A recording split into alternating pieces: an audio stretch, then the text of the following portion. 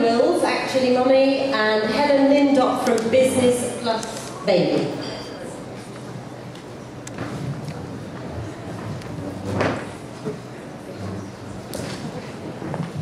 Hi, can you hear me? I did a session, an hour-long session at the Blog Summit a few weeks ago, and I spoke for kind of 50 minutes, and then I said something about, now let's talk about money, and suddenly everyone went bing, and the session all took off. So I think there is a thirst for knowledge about how to make money with bloggers. And so we've got 2 bloggers and 2 people who have websites that advise mums and business women. So if we start off with Julie Hall, and would you like to tell us a little bit about yourself? Hi, yes, I run an organisation called Women Unlimited worldwide. There's a few cards around on the table which are just my little pockets of inspiration for anybody that needs it. And we work with female micro-business owners and really help them to build and grow their business and be more successful. On that, I do run my own blog, so we have a specific section which is called Julie's Blog. We don't obviously write about family stuff, but we do write a lot of things around confidence, around what it takes to be successful as a business owner, and we're very passionate about helping women create their own income through their skills and their talents. Helen? Hi, I'm Helen.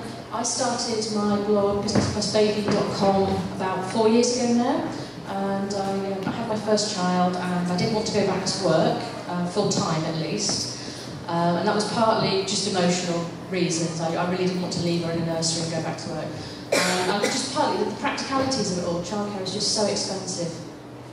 Do I need the other mic? No. Okay. Yeah, so I started looking around for things that I could do on a self-employed basis or start my own business. And I came up with loads of ideas, but of course, you look online and you get this impression that a particular business idea is very good for a mum with children. And it's, life is not that simple. We'll have different needs, and we have different support systems and different skills and different talents. So I kept coming up with these ideas. And some, actually most, if I'm honest, weren't going to work for me. I just kept looking. And I thought, well, these might be useful for someone else. So I started typing them up on my blog in a sort of section called Business Ideas for Mums. And 4 years later, I'm still going, basically. And I think I've tried every, although I hate the word monetisation because I don't think it's very realistic or very truthful, I think I've tried every possible way to monetise my blog. I've done advertising, I've done coaching, I've had a book published, I've had Kindle e-books. I've published Kindle e-books myself, all sorts of things, so it's been quite a journey. It's working. Okay, I've kind of fallen into earning money off the back of my blog, so I started just over 2 years ago, and when I started I thought I was going to get a book deal. So that was where my money was going to come from, and then maybe I'd get a film deal on the back of that, and of course that hasn't happened, but as well as what I've just been talking about in another group panel, taking money from my blog, from writing posts and doing advertising on my blog, I, after a short while, started to get asked by people who knew of me, either from the past or who I'd met online since starting the blog, would I do things for them? So I think my first offer of work was to run a workshop on how to use Twitter for business. And that was from somebody that I knew from my previous career. So there was me sat in a Slug and Lettuce with 4 Slug and Lettuce pub managers and a couple of their bar staff going, and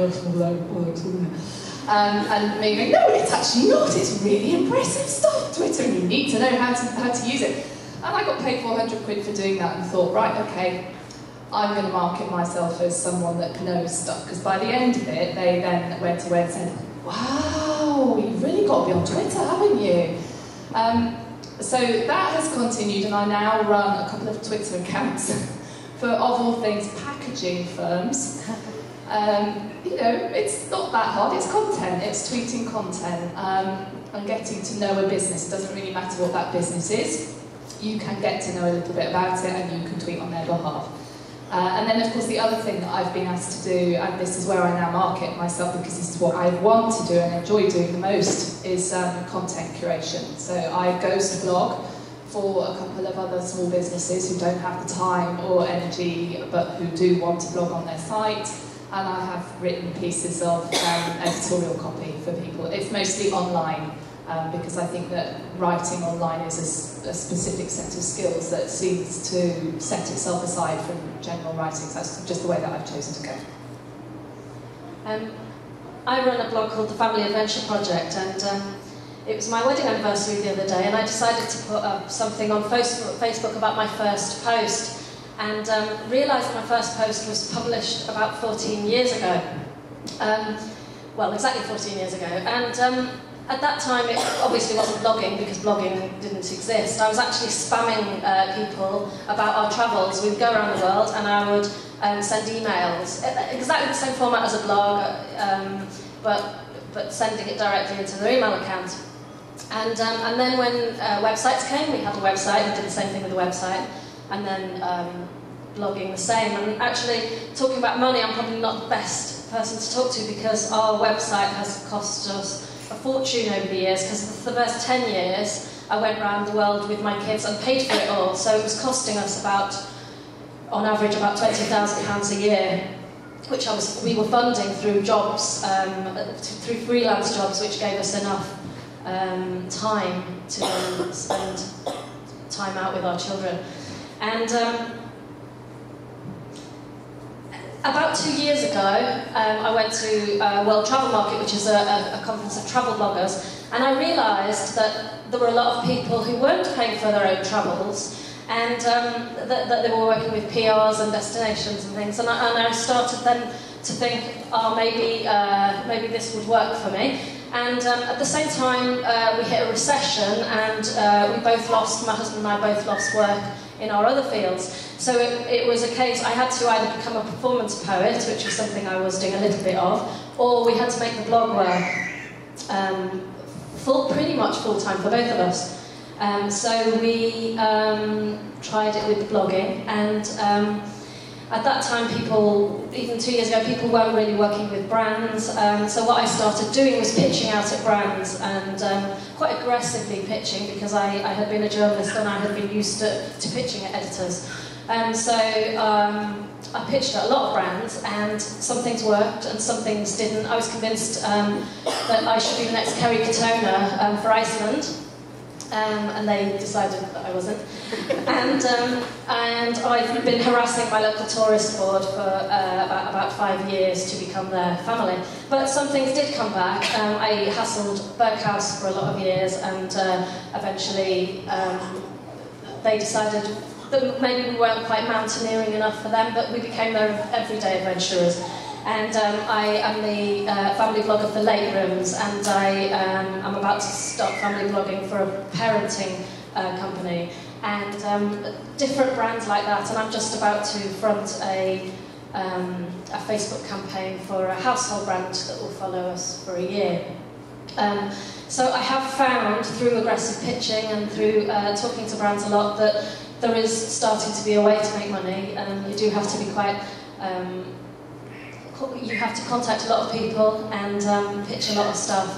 And I was just going to ask, do you think it's a lot about imagination and creativity? About not just about thinking beyond sponsored posts? Absolutely, haven't we? I mean, I was thinking before I came here today, you know, what could I offer you that's going to be really useful and beneficial to you guys out there as ways that you can actually earn some real money out of your blogs. And I just want to talk about a couple of things that we're doing at Women Unlimited, which I think anybody can do as long as you get it right. And the first thing is that you need to think about your blog as a brand. So you are a brand, and everything you tweet, everything you write, everything you post, everything on your sidebar, everything you link through to reflects back on your brand. So that's just to kind of make you really conscious about what you're putting out there. And that's not to say that you need to filter it, but you need to recognize that some of that's going to work for people and some of it's not. Now, we run webinars a lot on our site, and generally when I run a webinar with somebody, and they pitch a product, so they're usually information products, and I think that's quite an innovative way and actually quite a productive way to really make some good money quite quickly, particularly if you are able to tap into a need or a desire that your market are particularly interested in. So we ran a webinar with somebody who was quite a proficient salesperson, and she managed to sell 20 £500 programs off the back of that, of which we got 50%. So if you do the maths on that, 1.5 hours of my time earned me £4,000. That's not bad, is it? And not everybody is as successful, it's got to be said. But when I first started out doing things like, this is what's called affiliate marketing, and I don't know if this is something that you've really explored a lot. When I first started out doing affiliate marketing, I was just promoting other people's events. And I looked for quite events that really represented our brand. So I promoted a Brian Tracy event, and there's another organisation called Triumphant Events. And they, again, used to do 50%, sometimes even 100% of the ticket price. So my very first affiliate promotion, I made £500 just by sending out an email telling people about something that I thought was going to be really useful to them.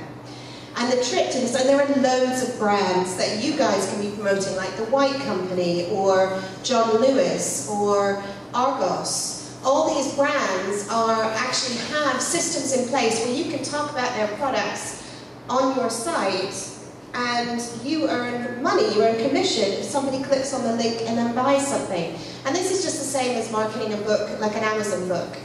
But if you promote high-end items, then obviously the revenue that you generate from that is going to be much higher. And it always interests me, because I don't have it at the moment, but when I had my favourite book list on my sidebar, so books that I thought were really great, people would click on that. They wouldn't necessarily buy that book, but they might buy a book for their child, or they might buy a cookbook, and I would make money out of that. And I didn't get very rich, it's got to be said, off Amazon, but I think you can be really creative about the types of products that you promote, as long as you're really in touch with what your audience is looking for, and work with products that really reflect you and your brand really well. And Helen, you were saying you have experimented with quite a few things yourself. What has worked for you, and what do you advise other people? I think you need to go back a few steps from that, because I think we get so hung up in, affiliate marketing is great, and it can be, it can be, I'm not saying it's not, but I think we get hung up in the method, and actually you've got to go back a step and say, well, what do my audience want? And it could be that if you have a baby blog, they want recommendations on which bunny to buy, it could be that. But if you're doing a completely different subject, then it's going to be a different story. So you've got to say, okay, what have I got to offer? What do my people want? And what matches my skills as well, because I've got a background in training. So it doesn't so much make sense for me to do affiliate marketing, although I have done a bit of it. It makes sense for me to actually create training courses and to sell those, and that's the way I'm going to go in the future. So look at your skills, look at what your audience wants, and look what's a good fit for your blog, I think. And do you think that I was chatting to somebody earlier who was saying she thought blogs are getting quite boring lately because of people commercialising and doing the sponsored posts. Do you agree with that? I think sponsored posts are pretty limiting, to be honest, because you can only do so many before the quality of your blog suffers. Even if you do a good sponsored post, it's not the same as a completely sort of free-form post, if you like, because you have those limitations. And I mean, when I did sponsored posts, I was thinking, well, I only really want to do a couple of months because the quality of my blog suffers. And then, how much can you earn from a sponsored post? It is very, very limiting. The potential is much higher with other methods, really. And especially since the Google changes, where you're not allowed to sell links. I don't want to go into too much of the technicalities in case people aren't aware of it. But the really valuable links for businesses, you're not allowed to sell anymore. Otherwise, Google can crack down on you and make your life very difficult indeed.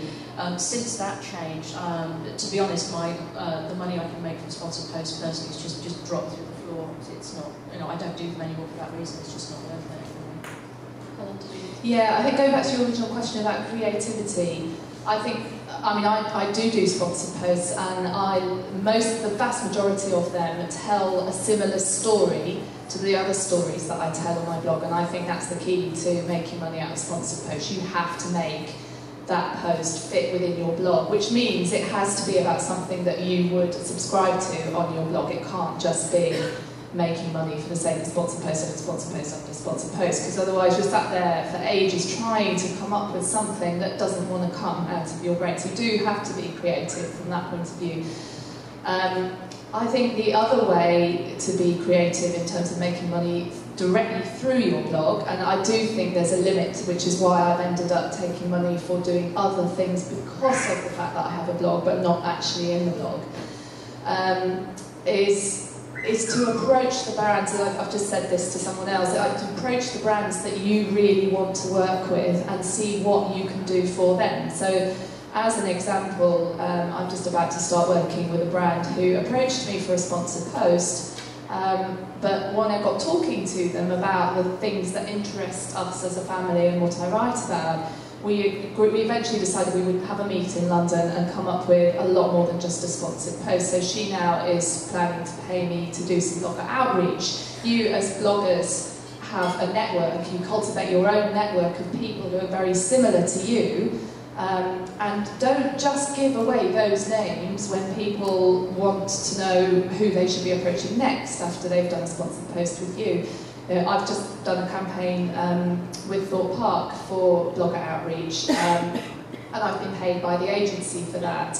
And this particular brand will they will make me money because they'll pay me to do some blogger outreach for them, and they will save me money because they're going to give me stuff that I really want. So they're going to run my daughter's birthday party, which would probably cost me about £200. So you kind of have to be creative about your income in terms of some of it is less outgoings as opposed to more incomings. It is, I think it's also a confidence thing. It's about understanding what you're worth, and then the more you understand that, the more you can then talk to people and come up with ideas collaboratively and that kind of thing. I mean, how do you measure what you're worth? It's getting harder and harder, isn't it? There are so many platforms now and so many figures. How do you do it? Well, I think what's quite interesting is people focus a lot on the numbers. And actually, for me, it's not a numbers game. So in business terms, our community is quite small, but in influence terms, we're quite large. So a lot of it is about how people are following you, how they're connecting with you, how they're engaging with you, and really understanding the value that that brings, which was what Helen was talking about. So not just giving away those names that you have worked so hard, and that network that you've worked so hard to grow and to cultivate, and understanding what that offers to the people that want to work with you. I think that's absolutely right. We're seriously important to brands. They seriously want, and having done a little bit of blogger outreach for the first time recently, they really were wowed by what I knew, and I'm like, geez, really? I just blog and mess about a bit on Twitter? And I know, we really need to know how to do this, and you seem to know. We know because of what we do, and that's valuable to them. Brilliant. Should we open it up to questions?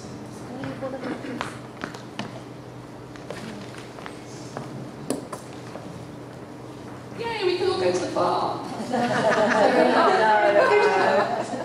No, just in terms of that, knowing what you're worth, do you use any of those metrics like clout and cred and all of the leaderboards? Do they play any role in how you assess your worth?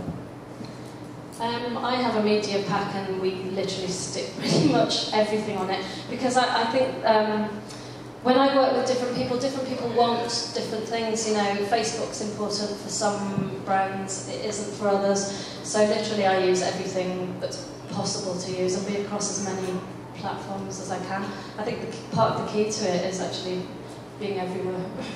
Yeah, I have a media pack which lists everything just because it saves me typing it all out in an email when somebody asks me for my X, Y, Z and A, but not my B and C. I just send it all to them.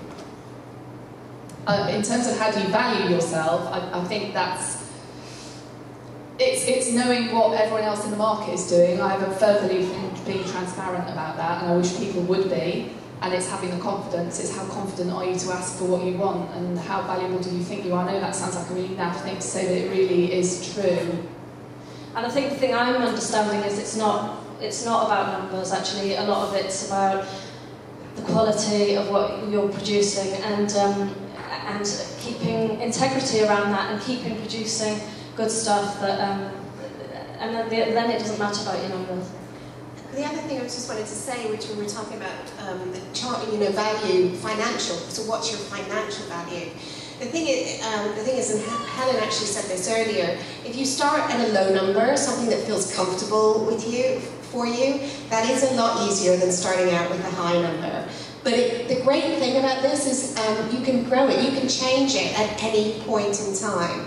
And as you grow and your comfort zone around the numbers becomes wider, then actually you can start charging more and more and more. So when I was starting our training, we used to charge £45 for a training session.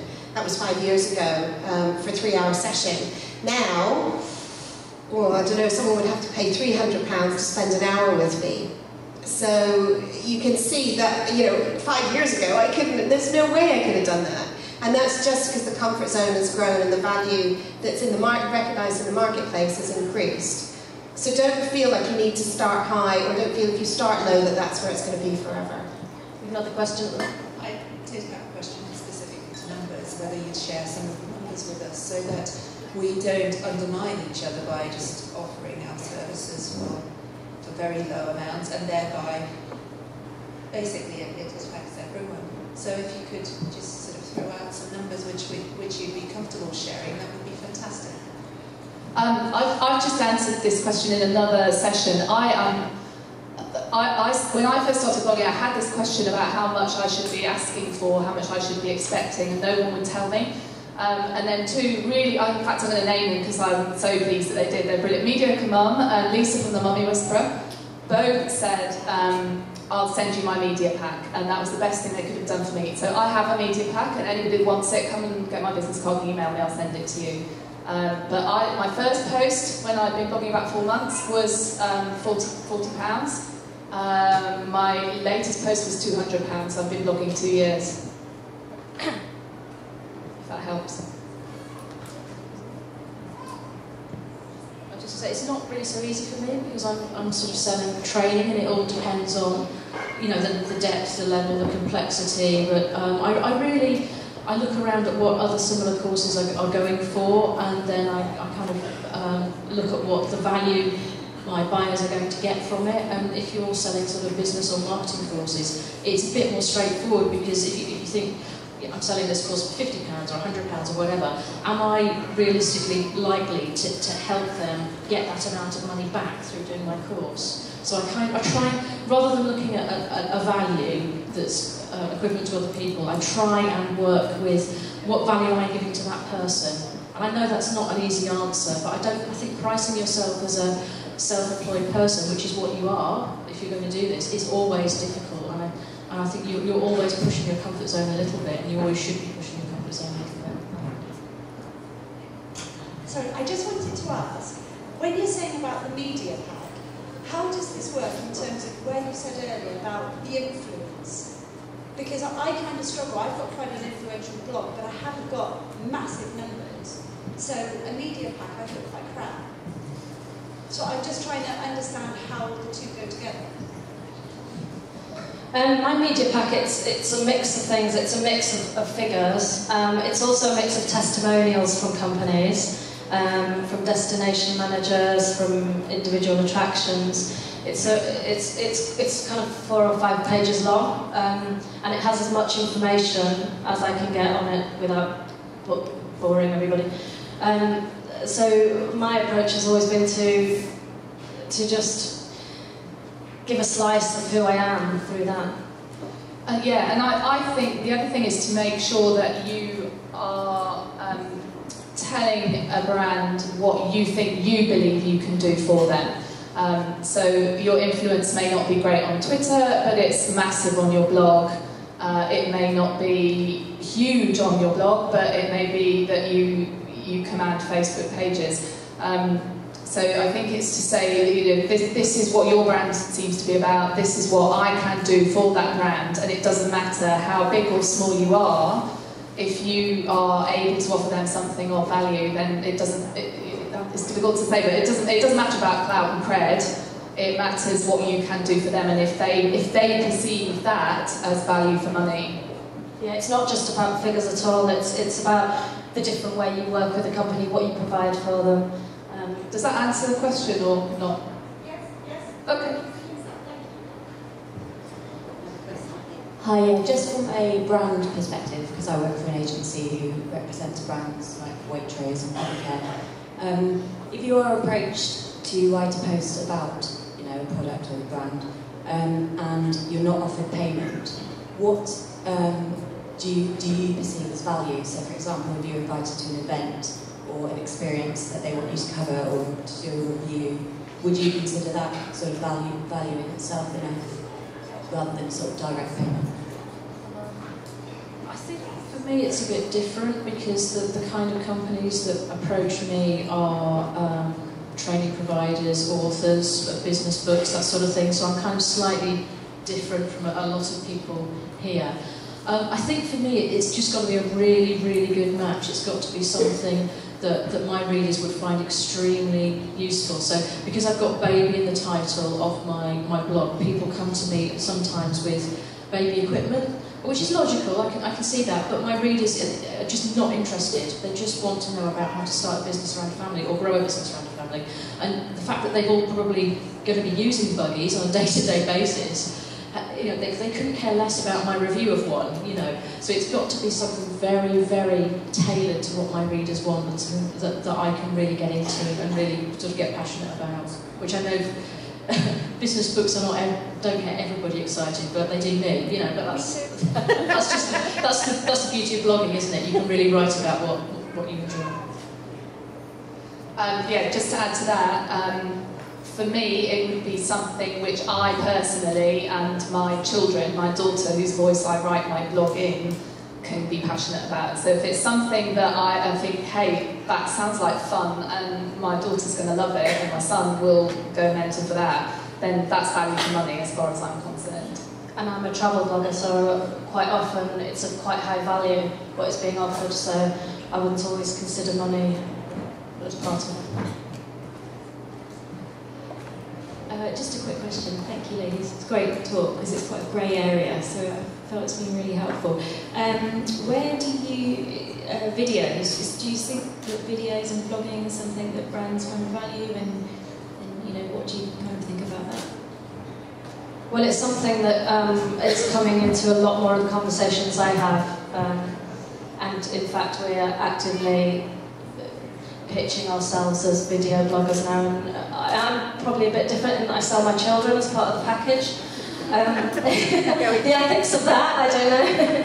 But so yeah, a lot of what we're doing now is video. I've just been on a film training course to try and improve my skills, and that's where I see it going in the future, that the video is embedded. As it becomes easier to embed the video into blog posts, I would be seeing that I would mostly be embedding video into most posts within the next few months or year. I had an interesting conversation with an author who wanted my daughter to review his book, and I just didn't have the time to. I couldn't come up with anything interesting to write. It was a great book, but I was really struggling to come up with an engaging blog post. So I just videoed my daughter reading an excerpt and then answering questions about the book.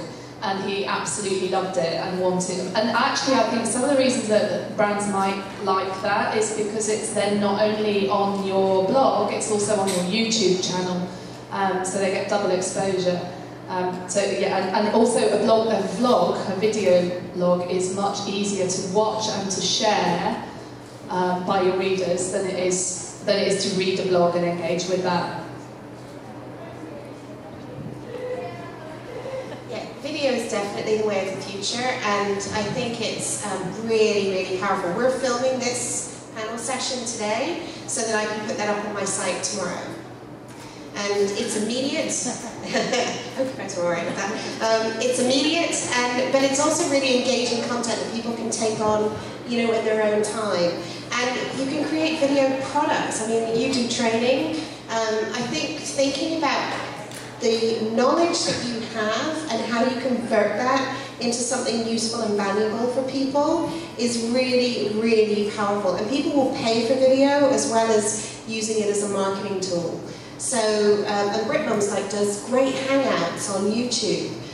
So thinking about maybe how you can apply that in your business and use that as a way to build more engagement with your audience. So definitely video is the way to go. There's also that thing about the ads going around the YouTube thing. I was talking to a brand who they make money if they've got engaging YouTube video. They make click money, so brands are quite interested in talking to us about video for that. I have a question for Julie, really. Follows on from vlogs, but I just wanted to know about webinars. Have you got any advice on, sort of setting them up, making them, where we can find more information on that? Yeah, so we use something called GoToWebinar, which is quite pricey, but there are actually lots of free webinar systems out there at the moment that you can use, and the price that you pay for that is that they get to put their ads all around it. But if webinars is something that you're really interested in doing, and I love it, because for me it's an opportunity to do something live, but it's recorded forever, and you can then use it in so many different ways. And you can use it as a way of testing what people are interested in, so getting the number of sign-ups. It's a way to start building an email list if you're not doing that already.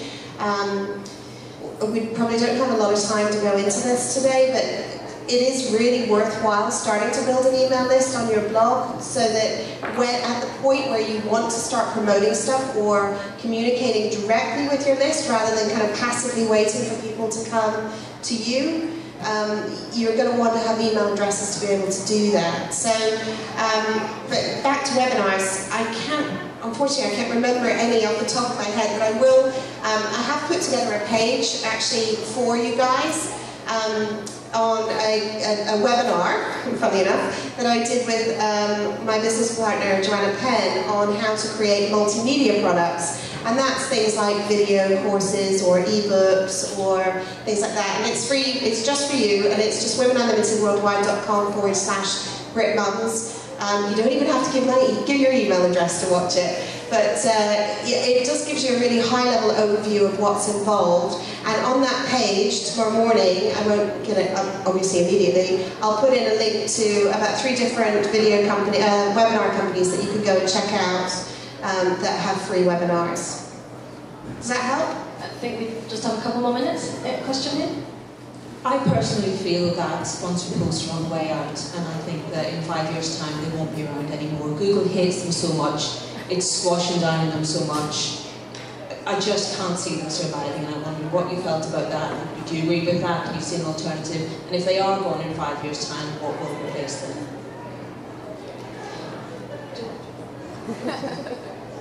Yeah, it's a valid concern to raise, John. I actually have the opposite view. I think that sponsored posts will continue, but I think they will change dramatically, and the paid-for link building that currently goes on in sponsored posts will stop.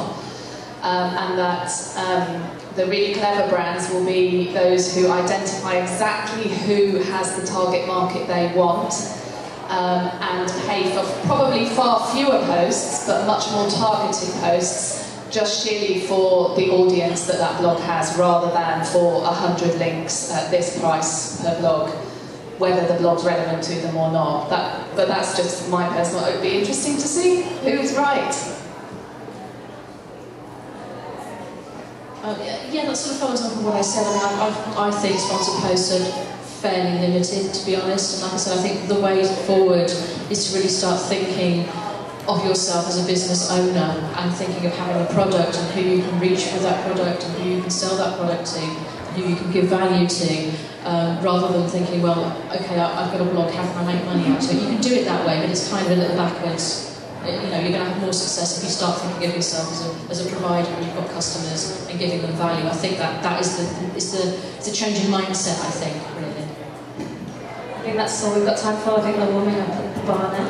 Yes, people, the bar's open. And I'd just very quickly like to thank Kirsty, Helen Wills, Helen Lindop and Julie Hall for having a fabulous session today. Thank you for your invaluable tips.